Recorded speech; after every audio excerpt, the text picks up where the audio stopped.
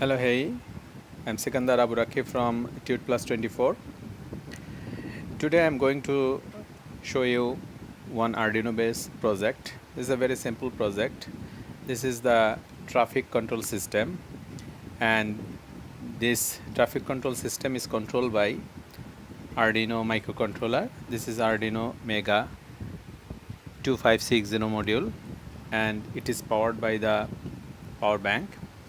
Here we can see four ways and four signals are there, and the signals are operating one after another. At this moment this signal is active and it is getting the red, and this signal is active now, and after a while it is getting red and this signal is open. That means this path will be free for passing the vehicles, and after a while this activated, and now the signal is activated.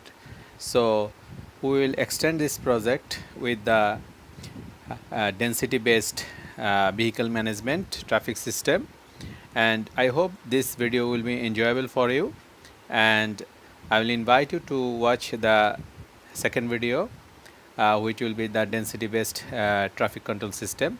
Thank you very much for watching the video.